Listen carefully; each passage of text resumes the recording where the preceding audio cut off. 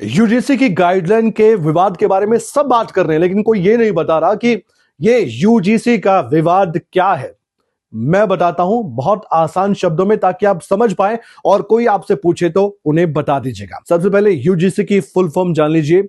University grants commission, जो university और college को ग्रांट कमीशन देता है, उसे यूजीसी बोलते हैं। अब आगे बढ़िए। सवाल यह है कि यूजीसी ने कौन से नियम लागू किए हैं, तो इसका नाम जान लीजिए। Promotions of equity in higher education institutions regulations 2026। इसके तहत यह प्रावधान कर दिया है कि अगर कोई भी छात्र जो कि शेड्यूल कास्ट से संबंधित है, एसटी से यानी कि शेड्यूल ट्राइब से संबंधित है, अदर बैकवर्ड क्लास यानी कि ओबीसी से आता है, या फिर उसके साथ किसी भी तरह से भेदभाव होता है, तो फिर यूजीसी का रेगुलेशन का प्रावधान लागू हो जाएगा।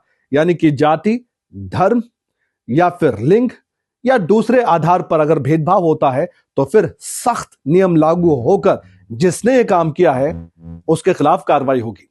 लेकिन सवाल यह है कि ये तो समझ में आ गया कि प्रावधान क्या है और सुरक्षा किस वर्ग के छात्रों को मिलेगी, लेकिन विरोध की बात हो रही है।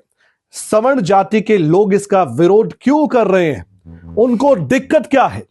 सबसे पहला पॉइंट यह है कि उनकी तरफ से कहा गया है कि इसमें निष्पक्षता नहीं है और हमारा कोई प्रतिनिधित्व नहीं है।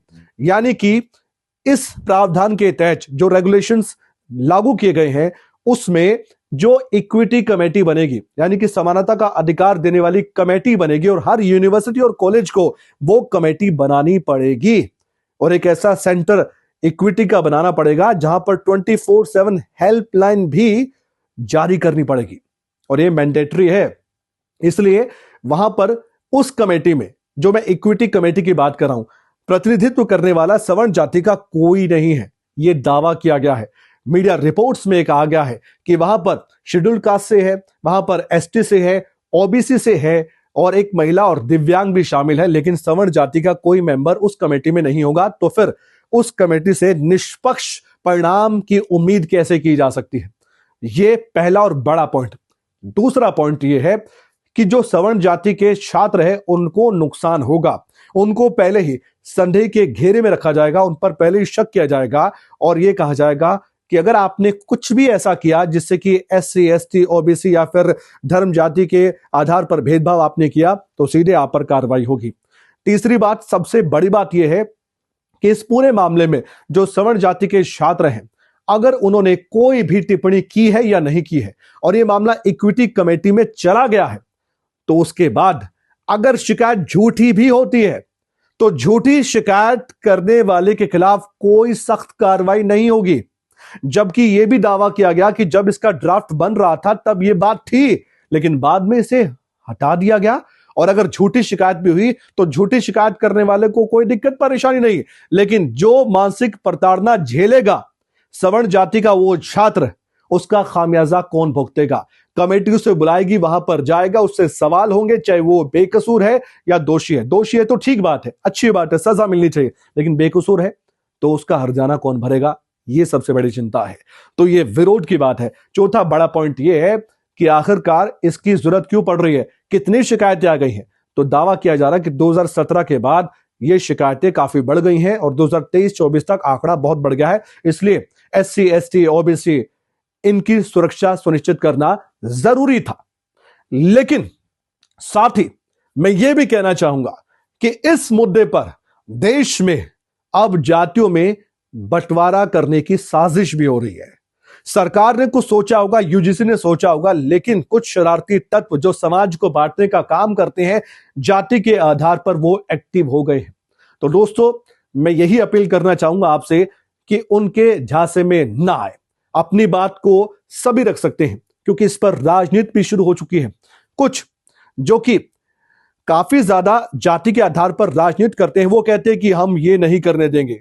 कुछ कह रहे हैं कि जो किया है, अगर इसे हटाया, इसमें संशोधन किया, तो ये नहीं करने देंगे। यानी कि राजनीति चरम पर है। मैं किसी का नाम नहीं लेना चाहता, लेकिन इतना जरूर है कि आप समझदार हैं, ऐसा हो रहा है।